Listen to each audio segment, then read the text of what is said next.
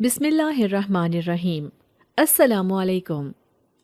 رات کا اندھیرا اپنے عروج پر تھا اور سڑک بالکل سنسان تھی۔ یہ ایک پرانی ویران سڑک تھی جو شہر کے باہر ایک دور دراز گاؤں کو جاتی تھی۔ آس پاس جنگل تھا جس کے درختوں کی گہری چھاؤں نے ماحول کو مزید تاریک کر دیا تھا۔ ہوا میں ایک عجیب سی ٹھنڈک تھی، ایسی جو سیدھی میری روح تک آ پہنچی تھی۔ سڑک کے دونوں کناروں پر جھاڑیاں اور جنگلی پودے بے ہنگم اگے ہوئے تھے۔ جگہ جگہ زمین میں گہرے کھڈے تھے جن میں بارش کا جمع شدہ پانی اندھیرے میں چمک رہا تھا۔ میں دھڑکتے دل کے ساتھ وہاں سے چلتی جا رہی تھی۔ سڑک پر کوئی لائٹ نہیں تھی سوائے ایک قدیم سٹریٹ لیمپ کے جو ہلکی ہلکی روشنی دے رہا تھا، اور وہ بھی بار بار بجھتا اور جل رہا تھا۔ تبھی میرے جسم سے ٹھنڈے پسینے بہنے لگے۔ میرا پورا جسم پسینے میں شرابور تھا، ٹانگوں میں جیسے جان باقی نہیں رہی تھی کہ اچانک کہیں دور سے الو کی خوفناک چیخ سنائی دی جو ہوا کے شور میں مدھم ہو گئی تھی۔ مجھے ایسا محسوس ہو رہا تھا کہ میرے ساتھ بہت سے لوگ چلتے ہوئے آ رہے ہیں۔ سڑک پر چلنے والے ان قدموں کی آواز اتنی واضح تھی کہ خود میرے دل کو دہلا رہی تھی۔ میرے قدموں کے نیچے خشک پتوں کی کچ کچ اور ہوا کے ساتھ ہلتے ہوئے درختوں کی سرسراہٹ ماحول کو اور بھی خوفناک بنا رہی تھی۔ چلتے چلتے اچانک مجھے ایسا محسوس ہوا کہ ایک بہت بڑا سایہ تیزی سے سڑک کے پار سے گزرا ہے۔ یہ سب دیکھتے ہی میرے دل کی دھڑکن مزید تیز ہو گئی اور ہر طرف نظر دوڑائی لیکن کچھ نظر نہ آیا۔ اسی وقت ایک سرد ہوا کا جھونکا آیا جس نے ماحول کو مزید پراسرار کر دیا تھا، لیکن میں رکنا نہیں چاہتی تھی کیونکہ جس راستے کی طرف میں نکلی تھی اس کی کوئی منزل ہی نہیں تھی۔ شاید یہ میرا نصیب نہیں تھا، یہ میرے کیے ہوئے کاموں کی سزا تھی جو مجھے بھگتنا پڑ رہی تھی۔ یہی سوچتے ہوئے میں چند قدم اور آگے بڑھی، تبھی زمین پر پڑی بکھری ہوئی ایک پرانی شکستہ حال گاڑی کا ملبہ نظر آیا جس کے ارد گرد ویرانی کا راج تھا۔ گاڑی کی کھڑکیوں سے جنگلی بیلیں نکل کر سڑک پر پھیل چکی تھیں۔ اس منظر نے میرے ذہن میں یہ سوال چھوڑا کہ یہاں شاید کوئی حادثہ ہوا ہوگا یا کوئی خوفناک واقعہ پیش آیا ہوگا، لیکن اس ویران سڑک پر جیسے ہی میں نے پیچھے کی سائڈ چھپے کچھ وجود دیکھے، میرا پورا جسم سن ہو گیا۔ خوف کی ایک لہر نے میرے پورے وجود کو کرچی کرچی کر دیا۔ اب تو مجھے لگ رہا تھا کہ میں نہیں بچ پاؤں گی، لیکن جیسے ہی میں نے سامنے دیکھا تو میں حیران رہ گئی۔ میرا نام ماہنور ہے، ہم 4 بہن بھائی ہیں، میری 2 بڑی بہنیں اور پھر ایک بھائی، اور سب سے چھوٹی اور لاڈلی میں تھی۔ میں اپنے ماں باپ کے ساتھ ساتھ اپنے بہن بھائیوں کی بھی لاڈلی تھی، لیکن شاید اسی لاڈ پیار نے میری زندگی کو بکھیر کر رکھ دیا تھا۔ یہ اس وقت کی بات ہے جب ہم اپنے گھر میں ایک خوشحال زندگی گزار رہے تھے۔ میری عمر اس وقت 16 برس تھی اور میٹرک کرنے کے بعد میں اپنی تعلیم کو آگے جاری رکھنا چاہتی تھی۔ انہی دنوں بڑی دونوں بہنوں کی شادی کرنے کے بارے میں گھر والے سوچنے لگے۔ ان دونوں کے لیے رشتے ڈھونڈے جا رہے تھے۔ میری بڑی آپی فائزہ جو کہ ایک اسکول ٹیچر تھیں، اور ان سے چھوٹی آپی فضا، وہ MA کی اسٹوڈنٹ تھیں، لیکن ابو چاہتے تھے کہ دونوں کی شادی ایک ساتھ ہی کر دیں۔ خاندان میں تو کوئی ایسے لڑکے تھے نہیں جن کے ساتھ وہ ان کی شادیاں کر دیتے، اسی وجہ سے باہر رشتہ ڈھونڈنا پڑا۔ آپی فائزہ کے لیے ایک کھاتی پیتی فیملی کا رشتہ آیا تھا۔ یہ لوگ کافی امیر کبیر ہونے کے ساتھ ساتھ کافی اچھے بھی تھے۔ ابو نے اپنے ایک دوست کے ذریعے یہ رشتہ طے کیا تھا۔ لڑکا بھی کافی پڑھا لکھا تھا، اسی لیے منگنی کی رسم کر دی گئی۔ اب ابو چھوٹی آپی کے لیے رشتہ ڈھونڈ رہے تھے۔ آپی کے سسرال والوں کے ذریعے ہی ایک رشتہ آیا۔ یہ لڑکا زیادہ پڑھا لکھا تو نہ تھا، لیکن کاروبار کافی اچھا تھا، اور آپی فائزہ کے سسرال والوں کے ذریعے ہی پتہ چلا تھا کہ لوگ کافی اچھے ہیں اور کافی پرہیزگار اور نمازی فیملی ہے۔ ابو کو اس رشتے پر کوئی بھی اعتراض نہیں تھا، اسی لیے چھوٹی آپی فضا کے سسرال والوں کو گھر بلا لیا۔ انہوں نے بھی آپی کو پسند کر لیا تھا۔ جب وہ ہمارے گھر آئے، ان کے ساتھ ایک لڑکا تھا جو کہ میرے ہونے والے بہنوئی کا چچا زاد تھا، لیکن میں اس وقت یہ بات نہیں جانتی تھی۔ اس کی نظر مسلسل مجھ پر ہی ٹکی ہوئی تھی۔ منگنی کی رسم ہو چکی تھی۔ جیسے ہی مہمان جانے لگے تو مجھے بہت عجیب محسوس ہو رہا تھا، کیونکہ اس کا یوں مجھے بار بار دیکھنا مجھے بالکل بھی اچھا نہیں لگ رہا تھا۔ ایسے ہی کئی دن گزر گئے۔ آپی کے سسرال والوں کا آنا جانا ہمارے گھر پر رہتا تھا، ہم لوگ بھی ادھر جاتے رہتے تھے، لیکن مجھے ان کے گھر وہ لڑکا دوبارہ نظر نہیں آیا۔ میں نے سوچا شاید کوئی ان کا رشتہ دار ہو، لیکن میں نے خدا کا شکر ادا کیا کیونکہ اس کی نگاہیں مجھے عجیب لگتی تھیں۔ ایسے ہی شادی کی تیاریاں شروع ہو گئیں۔ میں انہی دنوں کالج میں زیر تعلیم تھی۔ میں شادی پر بہت خوش تھی اور شادی کی ساری شاپنگ بہت شوق سے کی تھی۔ آخر کار شادی کے فنکشن شروع ہو گئے تھے۔ یہ مہندی کی رات تھی جب میں دل لگا کر تیار ہوئی تھی، کیونکہ شادی کے تمام فنکشنز میں مجھے سب سے زیادہ مزہ مہندی کی رسم میں ہی آتا تھا، اور مہندی کا فنکشن میں تمام رشتہ داروں میں اٹینڈ کرتی تھی۔ اب تو میری سگی بہنوں کی شادی تھی جس کا میں نے بہت دیر سے سوچ رکھا تھا۔ مہندی کی رسم میں دونوں آپیوں کے سسرال والوں نے شمولیت کی تھی۔ ہمارا پورا گھر جگمگاتی روشنیوں اور رنگ برنگی آرائشوں سے سجا ہوا تھا۔ ہر جانب خوشبو بکھری ہوئی تھی اور ہلکی ہلکی ہوا فضا کو اور بھی دلکش بنا رہی تھی۔ جیسے ہی میں دھیرے دھیرے چلتی ہوئی اسٹیج کی طرف بڑھی، میری نظر سامنے بیٹھے اسی شخص پر پڑی تھی جو مجھے ایک آنکھ نہیں بھاتا تھا۔ میرے وہاں پہنچتے ہی اس نے نظریں اٹھا کر میری طرف دیکھا۔ آج تو میں ویسے بھی انتہا کی خوبصورت لگ رہی تھی۔ خوبصورتی میں تو ہم ساری بہنیں ہی باکمال تھیں، لیکن میں دونوں بہنوں سے زیادہ خوبصورت تھی۔ میرے چہرے کی چمک ایسی تھی جیسے 14ویں کا چاند۔ آج میں نے گلابی رنگ کا جوڑا پہنا تھا جس پر سنہرے رنگ کی کڑھائی ہوئی تھی، اور میں نے بڑی دیر سے یہی سوچ رکھا تھا کہ میں اپنی بہنوں کی مہندی پر ایسا ہی جوڑا پہنوں گی۔ میری کلائیوں میں پہنی ہوئی چوڑیاں مہندی کے گہرے رنگ کے ساتھ جھلملا رہی تھیں۔ میں ہلکے سے مسکراتی ہوئی اسٹیج کی طرف بڑھی تھی، جس سے میری خوشی اور دلکشی اور بھی نمایاں نظر آ رہی تھی۔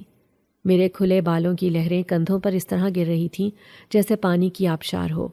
میں نے اپنی انگلیوں پر مہندی کے مختلف ڈیزائن بنائے ہوئے تھے، لیکن خوبصورت لگنا میرا صرف ایک شوق تھا۔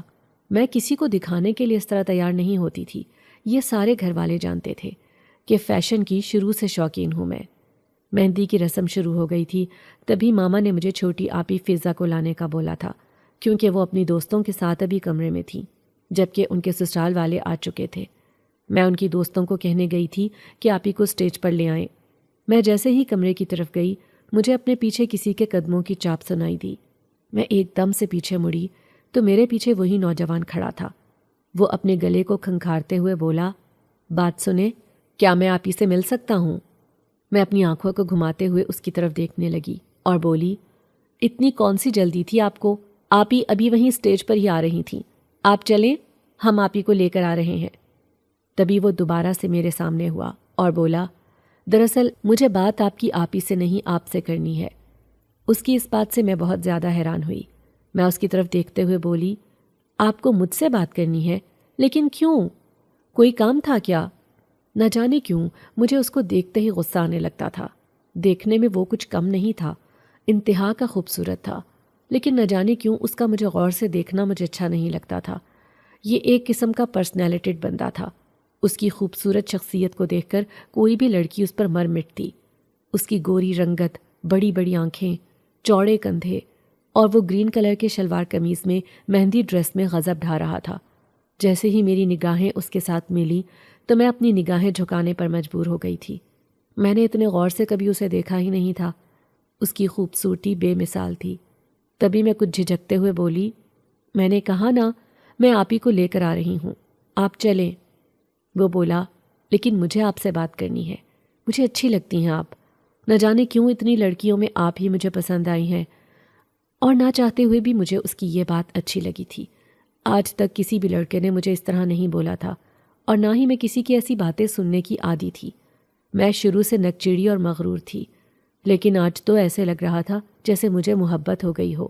وہ اتنی بات کہتے ہی میرے بالکل قریب ہوا، تبھی مجھے پیچھے سے امی کی آواز آئی، نور، لے آؤ اب فضا کو، ابھی تک آئی نہیں، سب انتظار کر رہے ہیں۔ امی پیچھے ہی آ رہی تھی۔ میں جلدی جلدی کمرے میں گئی اور آپی تیار تھیں۔ ان کی دوستوں کے ساتھ میں آپی کو لے کر اسٹیج کی طرف بڑھ گئی تھی۔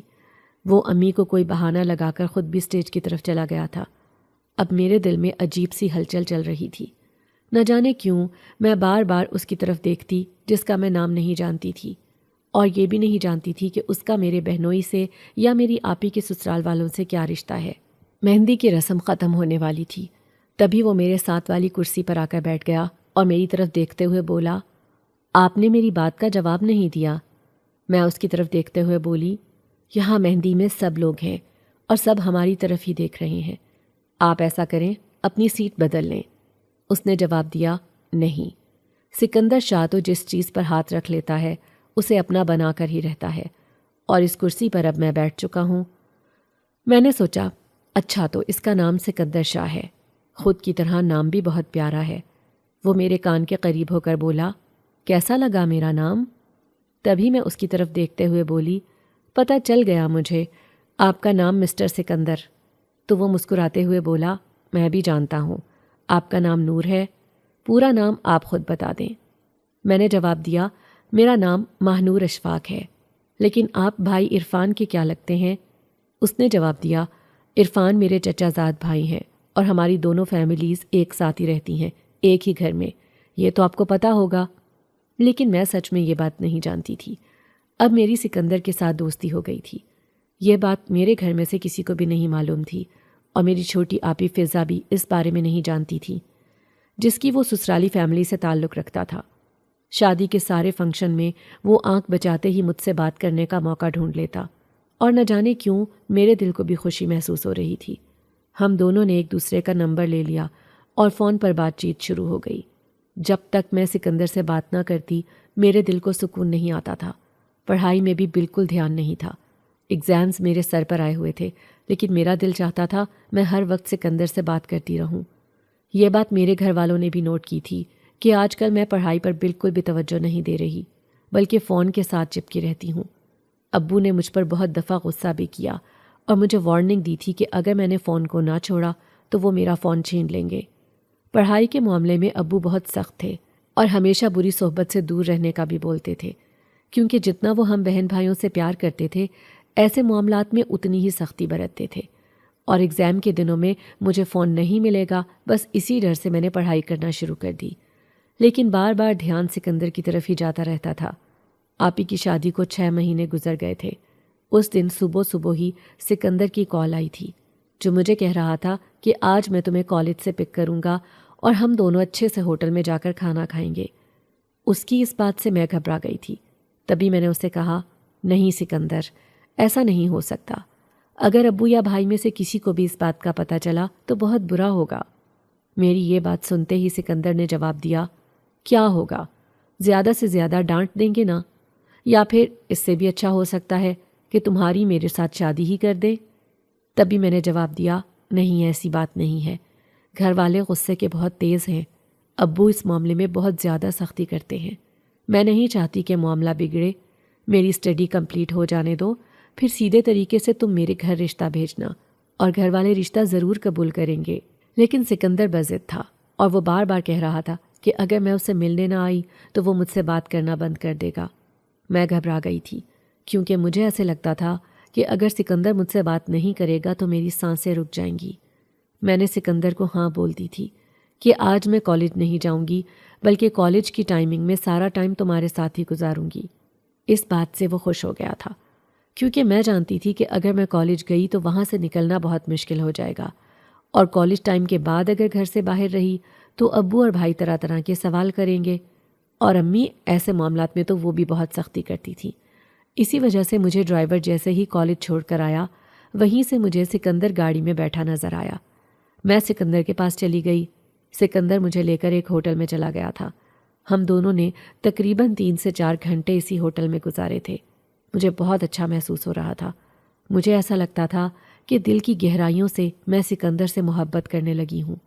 اب اس کے بنا نہیں رہ پاؤں گی، لیکن میں نہیں جانتی تھی کہ میری زندگی مجھ سے کیسے کیسے امتحان لے گی۔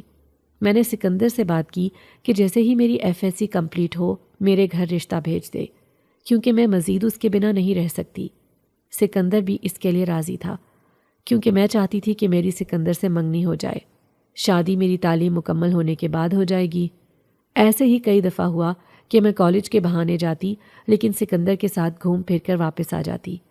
جیسے ہی میرا رزلٹ آیا میں مکمل فیل تھی، ایک کتاب میں بھی پاس نہیں ہوئی تھی۔ گھر والے شاکڈ تھے، اتنا اچھا پڑھنے والی اچانک سے اتنی نالائق کیسے ہو سکتی ہے۔ ابو بہت غصے میں تھے اور مجھے کہہ رہے تھے کہ اگر اب تم نے اچھی طرح نہ پڑھا تو میں تمہاری شادی کر دوں گا۔ میں تو پہلے ہی اس چیز کے لیے راضی تھی۔ میں تو چاہتی تھی کہ ابو میری شادی سکندر سے کر دیں۔ اب میں اس بات کے لیے سکندر کو ایگری کرنا چاہتی تھی۔ سکندر سے میں نے کہا کہ اپنے گھر والوں کو میرے گھر بھیجو تاکہ وہ میرا رشتہ مانگ لیں۔ موقع اچھا ہے، میری اور تمہاری شادی ہو جائے گی، کیونکہ اس رشتے کو میں محرم رشتے میں بدلنا چاہتی ہوں۔ یوں چھپ چھپ کر ملنا مجھے اچھا نہیں لگتا۔ میری اس بات پر سکندر نے جواب دیا، میں نے ابھی اپنا کریئر بنانا ہے، اتنی جلدی میں شادی نہیں کر سکتا، اور ویسے بھی اتنی جلدی کس چیز کی ہے؟ تم اپنی اسٹڈی کنٹینیو رکھو، بہت جلد ہم شادی کر لیں گے۔ سکندر کی اس بات سے مجھے بہت غصہ آیا تھا۔ میں نے سکندر سے بات کرنا بند کر دی تھی۔ 2 دن تک میں نے سکندر سے کوئی بات نہیں کی تھی، لیکن دل عجیب سی بے چینی میں گھرا ہوا تھا۔ تبھی سکندر کے بے شمار ٹیکسٹ میسیجز دیکھے جن میں وہ بار بار سوری بول رہا تھا اور کہہ رہا تھا کہ مجھ سے بات نہ کرنے کی وجہ سے کئی دفعہ رو لیا ہے، دل پریشان ہے۔ پھر جیسے ہی اس کی کال آئی، میں نے غصے سے کال اٹھائی اور بولی، کیوں فون کیا ہے مجھے؟ اس نے جواب دیا، ٹھیک ہے میں تمہاری بات مان لیتا ہوں، لیکن آج مجھے ملنے آؤ میرے گھر پر، کیونکہ آج گھر والے سارے ہمارے تایا ابو کے بیٹے کی شادی میں جا رہے ہیں۔ گھر پہ میں اکیلا ہوں، تمہیں بہت یاد کر رہا ہوں۔ اس کی یہ بات سن کر میں تھوڑی گھبرا گئی اور بولی، لیکن تم اکیلے ہو، میں تم سے ملنے کیسے آ سکتی ہوں؟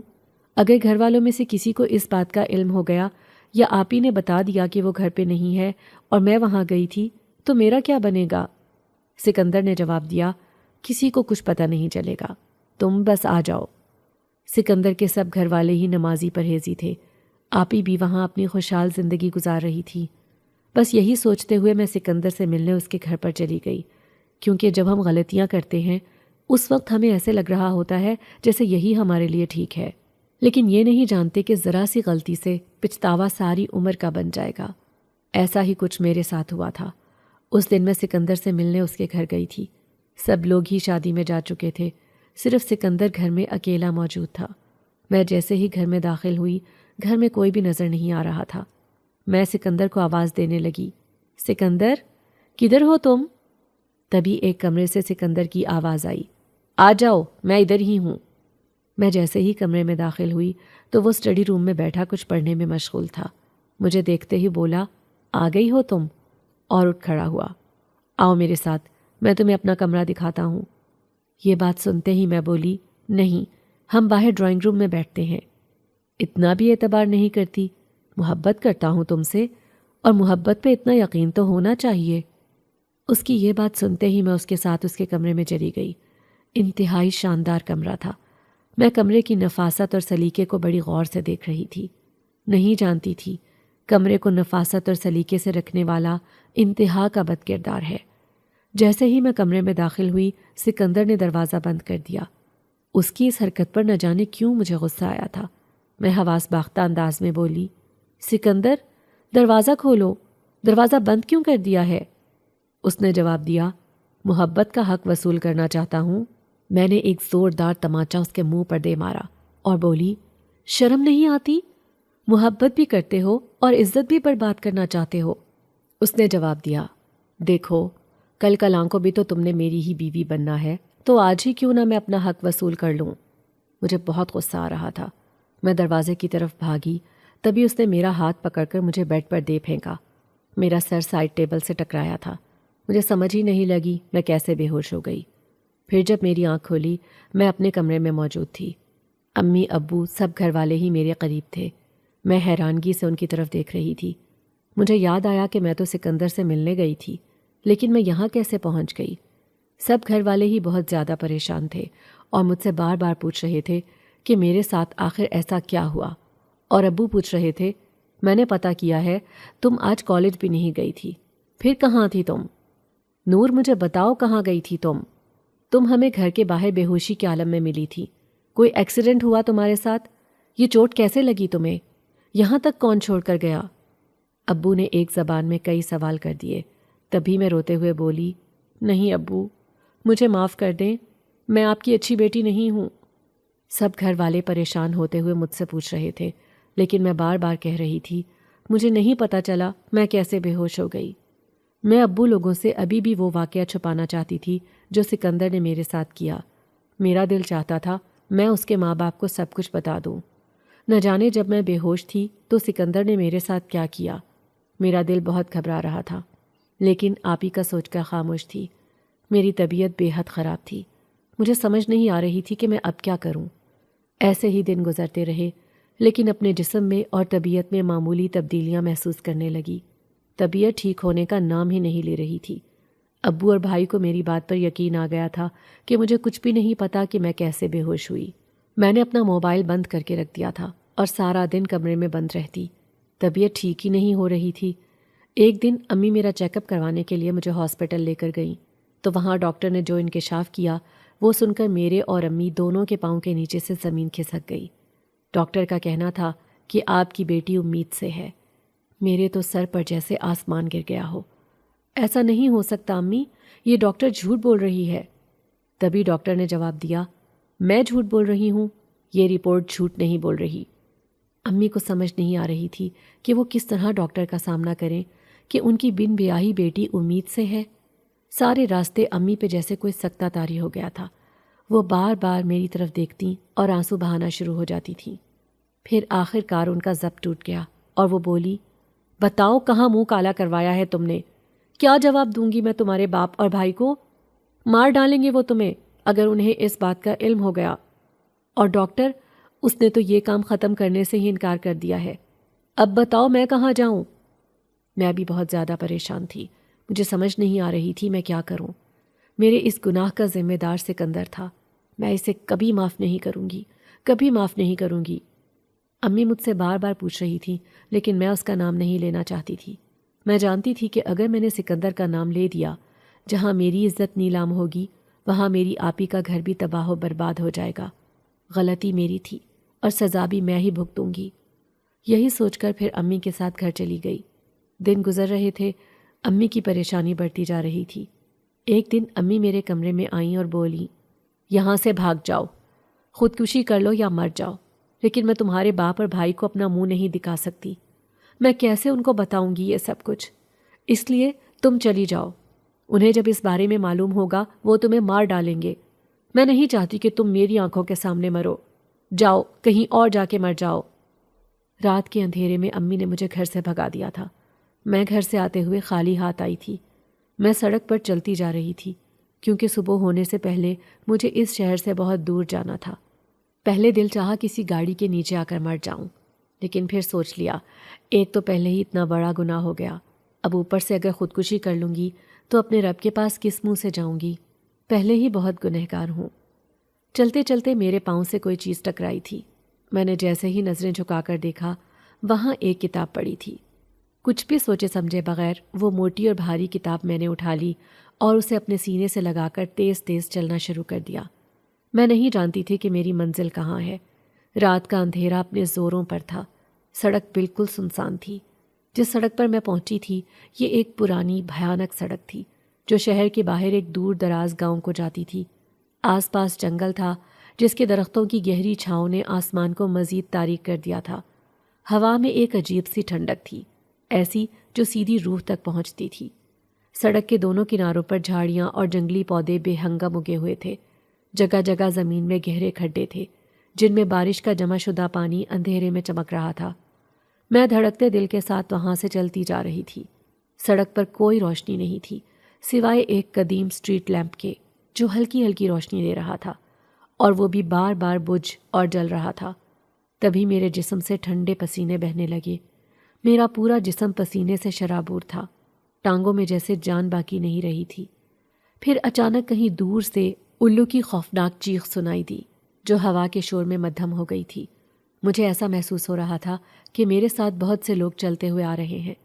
سڑک پر چلنے والے ان قدموں کی آواز اتنی واضح تھی کہ خود میرے دل کو دہلا رہی تھی۔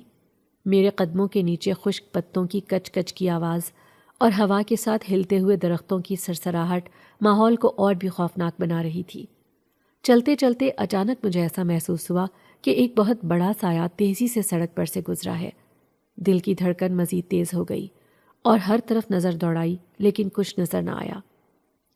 اسی وقت ایک سرد ہوا کا جھونکا آیا جس نے ماحول کو مزید پراسرار کر دیا تھا، لیکن میں رکنا نہیں چاہتی تھی کیونکہ جس راستے کی طرف میں نکلی تھی اس کی کوئی منزل ہی نہیں تھی۔ شاید یہ میرا نصیب نہیں تھا، یہ تو میرے کیے ہوئے کاموں کی سزا تھی جو مجھے بھگتنا پڑ رہی تھی۔ نہ میں سکندر کی محبت کے جال میں پھنستی اور نہ میرے ساتھ یہ سب کچھ ہوتا۔ یہی سوچتے ہوئے میں چند قدم اور آگے بڑھی، تبھی زمین پر بکھری ہوئی ایک پرانی خستہ حال گاڑی کا ملبہ نظر آیا جس کے ارد گرد ویرانی کا راج تھا۔ گاڑی کی کھڑکیوں سے جنگلی بیلیں نکل کر سڑک پر پھیل چکی تھیں۔ اس منظر نے میرے ذہن میں یہ سوال چھوڑا کہ یہاں شاید کوئی حادثہ ہوا ہوگا یا کوئی خوفناک واقعہ پیش آیا ہوگا، لیکن اس ویران سڑک پر جیسے ہی میں نے پیچھے کی سائڈ چھپے کچھ وجود دیکھے، میرا پورا جسم سن ہو گیا۔ خوف کی ایک لہر نے میرے پورے وجود کو کرچی کرچی کر دیا۔ اب تو مجھے لگ رہا تھا کہ میں نہیں بچ پاؤں گی، لیکن جیسے ہی میں نے سامنے دیکھا تو میں حیران رہ گئی۔ سامنے ایک روشنی جگمگا رہی تھی جس میں پورا ماحول روشن تھا۔ میں چلتے چلتے تھک گئی تھی، اسی لیے میں نے کچھ دیر کے لیے یہاں رکنا مناسب سمجھا۔ جیسے ہی میں زمین پر بیٹھی اپنی پرانی سوچوں میں الجھ گئی تھی۔ نہ جانے کیوں وہ میری زندگی میں آیا اور میری زندگی تباہ و برباد کر دی۔ اتنی اچھی زندگی گزار رہی تھی میں، اب کہاں جاؤں گی؟ کوئی آسرا نہیں میرا۔ واپس گئی تو بھائی اور ابو مار ڈالیں گے۔ ایک پچھتاوا صرف میری زندگی میں باقی رہ گیا تھا۔ تبھی ہاتھ میں پکڑی کتاب کے ورق الٹ پلٹ کرنے لگی۔ وہاں لکھی ایک تحریر پر میری نظر پڑی۔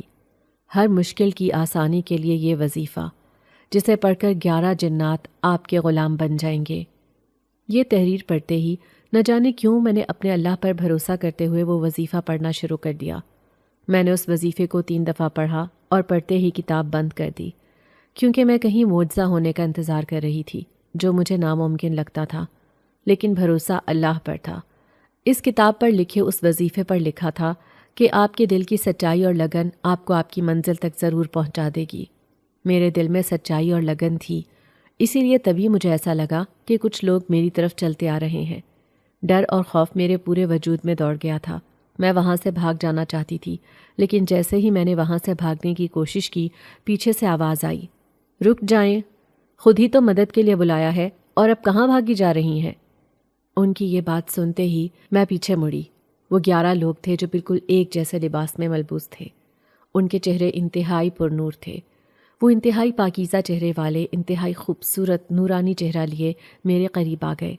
میں بولی، دیکھیں، مجھے کچھ نہ کہنا، میں یہاں سے چلی جاتی ہوں۔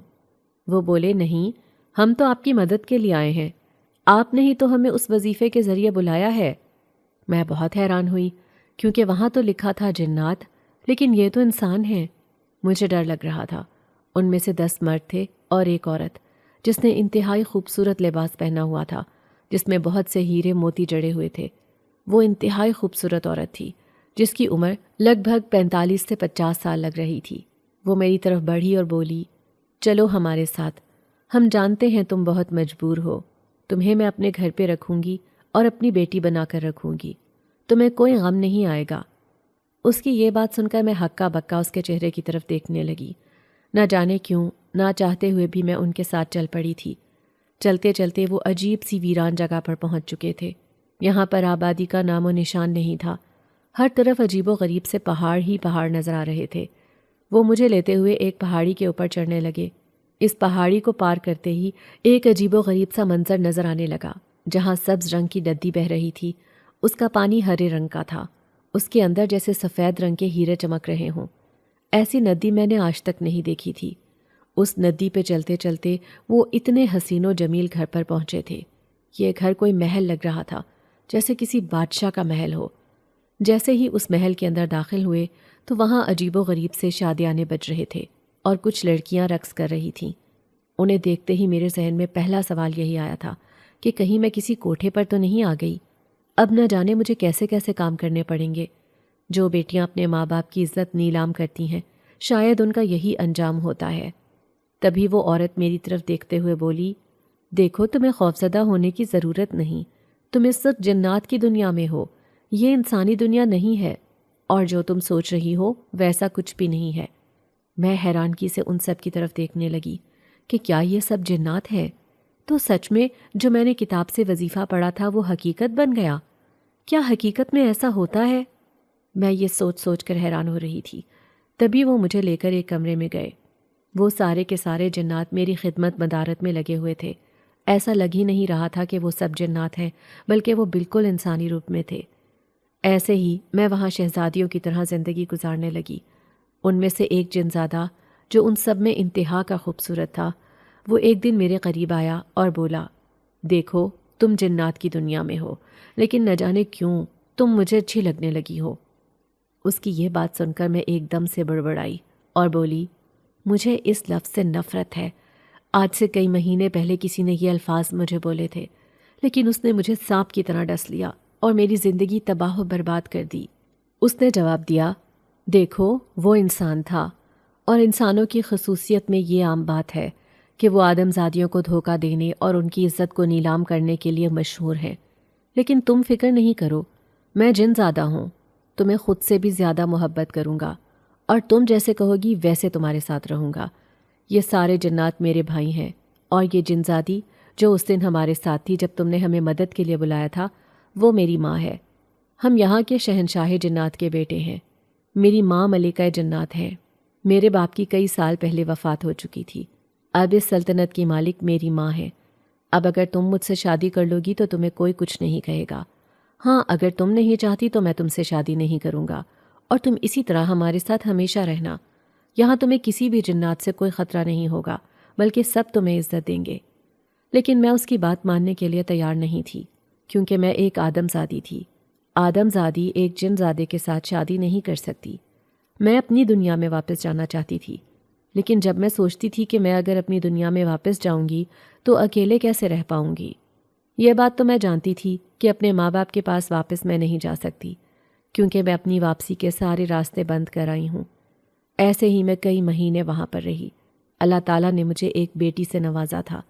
یہ بیٹی اس شخص کی نشانی تھی جس سے میں بے حد نفرت کرتی تھی، جس سے محبت کا جھانسا دے کر میری عزت برباد کر دی۔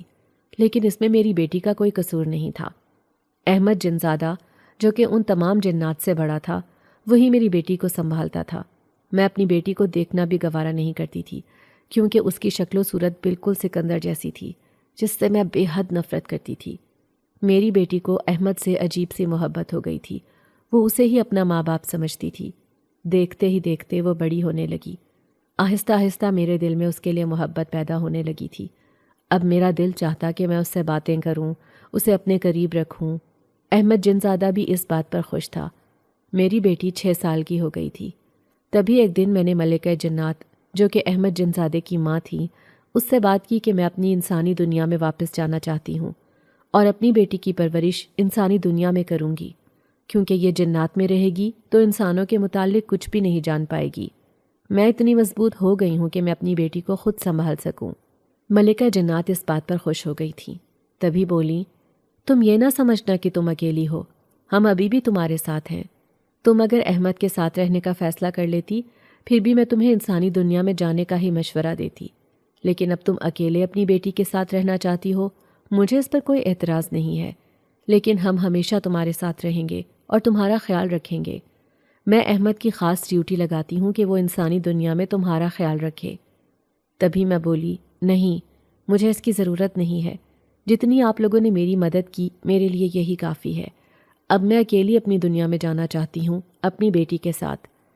پھر ایک دن احمد جنزادہ مجھے لے کر انسانی دنیا میں آ گیا، اور وہاں ایک گھر اس نے مجھے خرید دیا تھا، جو کہ میرے باپ کے شہر سے کافی دور تھا۔ میرا دل چاہتا تھا میں اپنے ماں باپ کے پاس جاؤں، ان سے معافی مانگوں، ان کو تمام تر حقیقت بتا دوں، لیکن پھر خود کو روک لیتی تھی کہ نہیں، ایسا نہیں کروں گی، ایسے میری بہن کا گھر خراب ہو جائے گا، اور میری بیٹی، یہ زمانہ اس کو قبول نہیں کرے گا۔ میں اکیلے رہ کر اپنی بیٹی کا مستقبل بناؤں گی۔ ہر چیز احمد جنزادہ مجھے مہیا کرتا تھا۔ وہ ہم دونوں ماں بیٹی کی رکھوالی کرتا۔ دیکھتے ہی دیکھتے میری بیٹی 12 سال کی ہو گئی تھی۔ اب وہ مجھ سے طرح طرح کے سوال کرتی تھی کہ مما، میرے بابا کہاں ہیں؟ جب وہ ایسے بولتی تو مجھے غصہ آ جاتا تھا۔ تبھی میں بولتی، مجھ سے یہ سوال مت کیا کرو، لیکن اس طرح وہ سہم جاتی تھی۔ میرا ہر وقت کا چیخنا چلانا اس کے ذہن پر اثر انداز ہو رہا تھا۔ ایک دن جب میں اپنی بیٹی جنت پر چلائی تھی، احمد جنزادے کو بہت غصہ آیا، کیونکہ وہ جنت سے بہت محبت کرتا تھا۔ تبھی وہ میرے قریب آیا اور بولا، دیکھو، جب سے کوہ کاف سے میں واپس لوٹا ہوں، میں جنت کو نظر نہیں آیا۔ اس وقت جنت صرف 6 سال کی تھی۔ اس نے ماں اور باپ دونوں کے روپ میں مجھے ہی دیکھا تھا۔ پھر تم اسے سنبھالنے لگی، پھر تمہیں وہ اپنی ماں سمجھنے لگی تھی، اور تم اس کی ماں ہو، لیکن اسے باپ کی کمی ہے۔ تم کیوں اس سے یہ بات چھپا رہی ہو؟ میں نے بھی اسے اپنی اولاد کی طرح سمجھا ہے۔ کیا ہوا اگر میں ایک جنزادہ ہوں؟ میں انسانوں جیسا نہیں ہوں جنہوں نے تمہیں دھوکہ دیا ہے۔ دیکھو، تم میرے ساتھ شادی کر لو، اور یہ بات تو میں بھی جانتا ہوں کہ جنات اور انسانوں کا جوڑ نہیں، لیکن میں صرف تمہاری بیٹی کا باپ بننے کے لیے سب کچھ کر رہا ہوں، تاکہ اسے باپ کی کمی محسوس نہ ہو اور وہ دوسروں کے طعنوں کا شکار نہ بنے۔ وہ اس دنیا میں سر اٹھا کر جی سکے کہ اس کا باپ زندہ ہے اور اس کے سر پر سلامت ہے۔ میں حیرانگی سے احمد کی طرف دیکھنے لگی اور بولی، کوئی دوسرا کیسے باپ بن سکتا ہے؟ اور تم تو جن زادے ہو، کسی ٹائم بھی اپنے اصلی روپ میں آ سکتے ہو۔ اس نے جواب دیا، میں تم سے وعدہ کرتا ہوں، میں جنت کو کبھی بھی اپنا اصلی روپ نہیں دکھاؤں گا، بلکہ ہمیشہ باپ کی طرح اس کے سر پہ سائبان بن کے رہوں گا، اور میں تمہارے گنہگار کو بھی سزا ضرور دلواؤں گا، لیکن ایک دفعہ تم مجھے اپنانے کی ہاں تو کر دو۔ میں جانتا ہوں کہ تمہارا اور میرا وہ تعلق قائم نہیں ہو سکتا جو میاں بیوی کا ہوتا ہے، لیکن ایک نام کا رشتہ تو ہم بنا سکتے ہیں۔ تمہیں بھی اس دنیا میں رہنے کے لیے کسی رشتے کی ضرورت ہے، اسی لیے میں نہیں چاہتا کہ دنیا والے تمہیں بھی باتیں کریں۔ اس رات بہت زیادہ سوچنے کے بعد میں نے طے کر لیا تھا کہ میں احمد جنزادے سے شادی کر لوں گی۔ جیسے ہی میں نے اور احمد نے شادی کی، جنت کو اس بارے میں کچھ بھی نہیں پتا تھا۔ احمد جنزادہ جیسے ہی جنت کے سامنے آیا، وہ دیکھتے ہی پہچان گئی تھی۔ وہ احمد سے لپٹ گئی اور زاروں قطار رونے لگی تھی۔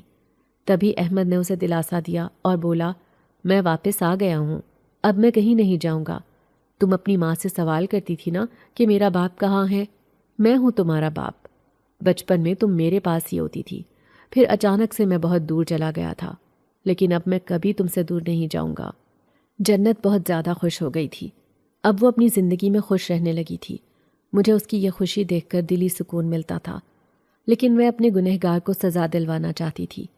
ایک دن احمد مجھے اور جنت کو لے کر میرے امی ابو کے شہر گیا، جہاں پر سکندر بھی رہتا تھا اور میرے ماں باپ بھی۔ جیسے ہی احمد نے میرے گھر کی بیل دی، وہیں ایک بوڑھا آدمی گھر سے باہر نکلا تھا۔ میں دیکھتے ہی پہچان گئی، یہ میرا باپ تھا۔ میں نے چہرے پر نقاب کیا ہوا تھا۔ وہ احمد کو دیکھتے ہی بولا، جی آپ کو کس سے ملنا ہے؟ احمد بولے، ہم آپ سے ہی ملنے آئے ہیں، آپ کے مہمان ہیں۔ ابو بہت حیران ہو رہے تھے۔ جیسے ہی ابو نے میری طرف دیکھا، میں سمجھی تھی کہ وہ مجھے جان سے مار ڈالیں گے، لیکن وہ مجھ سے لپٹ گئے اور بہت بری طرح سے رو رہے تھے۔ کہہ رہے تھے، نور تم کہاں چلی گئی تھیں؟ بہت ڈھونڈا میں نے تمہیں، اندر آ جاؤ بیٹے، اور یہ بچی کون ہے؟ میں نے جواب دیا، ابو یہ میری بیٹی ہے۔ ابو خوش ہو گئے تھے، نہ جانے وہ میری جدائی میں ایسے ہو گئے تھے۔ وہ اتنے سخت مزاج اور ایسی باتوں سے چڑھنے والے میری بیٹی کی خبر ملنے پر بھی مجھے ڈانٹا نہیں تھا، مجھ پہ غصہ نہیں ہوئے تھے۔ نہ جانے ایسا کیوں ہو گیا تھا، مجھے سمجھ نہیں آ رہی تھی۔ اب وہ مجھے، احمد اور جنت کو لے کر اندر گئے۔ امی مجھے دیکھتے ہی پہچان گئی تھیں۔ میری حالت پہلے سے کافی زیادہ بدلی ہوئی تھی۔ میرے چہرے کی رنگت انتہائی پیلی پڑ گئی تھی۔ پریشانیوں کی وجہ سے میں انتہائی دبلی پتلی ہو گئی تھی۔ حالانکہ احمد اور اس کے گھر والے میرا بہت خیال رکھتے تھے، لیکن ایک روگ مجھے اندر ہی اندر کھا رہا تھا۔ تبھی ابو نے مجھے بتایا کہ میرے جانے کے بعد ہی سکندر کا بہت برا ایکسیڈنٹ ہوا تھا، جس میں وہ دونوں ٹانگوں سے معذور ہو گیا تھا، اور تبھی وہ رو رو کر معافی مانگ رہا تھا اور کہہ رہا تھا کہ میں گنہگار ہوں نور کا، نور کو ڈھونڈ رہا ہوں میں اس سے معافی مانگنا چاہتا ہوں۔ اس وقت تمہاری ماں نے ہمیں یہ بتایا تھا کہ تمہیں اس نے گھر سے بھگایا تھا تاکہ ہم تمہیں مار نہ ڈالیں۔ تمہاری ماں نے اس وقت جو کیا بالکل ٹھیک کیا تھا، کیونکہ اس وقت اگر ہمیں یہ بات معلوم ہوتی تو سچ میں ہم تمہارا قتل کر دیتے۔ لیکن پھر جب ساری اصلیت ہم پر کھلی تو کہیں ہمیں تمہاری بھی غلطی محسوس ہوئی تھی۔ تم ماں باپ سے چوری چھپے اس اجنبی سے ملتی رہی جس کو تم اچھی طرح جانتی تک نہیں تھی، اور اس کے بعد تم اکیلے میں اسے ملنے چلی گئی۔ تم یہ بات اپنی ماں کو بتاتی، یہ ہم سے شیئر کرتی، ہو سکتا ہے ہم اس کا کوئی حل نکال لیتے۔ لیکن پھر جب سکندر نے تمہارے ساتھ اتنا برا کیا، اس میں تمہاری کوئی غلطی نہیں تھی، لیکن تمہاری جو غلطی تھی تمہیں اس کی سزا مل گئی۔ اب ہم تمہیں معاف کر دینا چاہتے تھے، بہت تمہیں ڈھونڈنے کی کوشش کی، لیکن تم ہمیں کہیں نہیں ملی تھی۔ ہم تھک ہار چکے تھے۔ سکندر بہت بری حالت میں ہے اور اپنی موت کی بھیک مانگتا ہے، کیونکہ وہ زندگی اور موت کی جنگ لڑ رہا ہے۔ تبھی میں اس سے بولی، میں اسے کبھی معاف نہیں کروں گی۔ اس نے جو کچھ میرے ساتھ کیا وہ میرا گنہگار ہے۔ جنت کو لے کر بھابھی کمرے میں چلی گئی تھی تاکہ اسے کسی بھی بات کا پتہ نہ چل سکے۔ پھر میں نے امی ابو کو احمد کے بارے میں بتایا کہ جب میں گھر سے نکلی تھی اسی نے مجھے عزت اور مان دیا، اس کی ماں نے اور اس کے گھر والوں نے مجھے وہ پیار محبت دیا جو مجھے آپ لوگوں سے ملتا تھا۔ پھر اس کی ماں نے احمد سے میری شادی کروا دی۔ یہاں میں جھوٹ بول گئی تھی تاکہ ان کو یہ پتہ نہ چل سکے کہ احمد ایک جن زادہ ہے، کیونکہ یہ بات میں کسی طرح بھی اپنے گھر والوں کو نہیں بتانا چاہتی تھی، اور اس بات کو میں پوری دنیا سے خفیہ رکھنا چاہتی تھی۔ یہ بات جنت بھی نہیں جانتی تھی کہ احمد جو کہ اس کا باپ ہے وہ ایک جن زادہ ہے۔ اب میں، احمد اور جنت اپنے گھر میں خوشحال زندگی گزار رہے ہیں۔ احمد جنت کو بالکل اپنے بچوں کی طرح پیار کرتا ہے، لیکن وہ ایک جن زادہ ہے۔ ہم دونوں کے درمیان میاں بیوی کا کوئی رشتہ نہیں، صرف وہ ہمارا محافظ ہے۔ سکندر ابھی تک اپنی موت کی بھیک مانگ رہا ہے، لیکن اسے موت نہیں آتی۔ اللہ تعالیٰ اسے اتنی بری سزا دے رہے ہیں، اب میں چاہے اسے معاف بھی کر دوں، اس سے کوئی فرق نہیں پڑتا۔ پوری دنیا، پورے گھر والے اس سے نفرت کرتے ہیں۔ اب آپ مجھے بتائیں کہ میں نے احمد جنزادے کے ساتھ رہنے کا فیصلہ کر کے کچھ غلط تو نہیں کیا، اور یہ بھی بتائیں کہ کیا آپ مجھے سکندر کو معاف کر دینا چاہیے؟ جو کچھ اس نے میرے ساتھ کیا وہ سب کچھ میں نے آپ کو اس کہانی میں بتا دیا۔ ہاں میں جانتی ہوں غلطی میری بھی تھی، لیکن جو کچھ اس نے میرے ساتھ کیا وہ زیادہ غلط تھا۔ میں نے اپنے کیے کی سزا پالی، اب سکندر اپنے حصے کی سزا بھگت رہا ہے۔ ہماری آج کی کہانی آپ کو کیسی لگی؟ کمنٹ کر کے ضرور بتائیے گا، اور ہمارے چینل کو لائک، سبسکرائب اور شیئر کرنا نہیں بھولیے گا۔ ساتھ ہی ساتھ بیل آئیکن کو بھی پریس کر دیجیے تاکہ ہماری ہر آنے والی نئی کہانی کا نوٹیفیکیشن آپ کو بر وقت مل سکے۔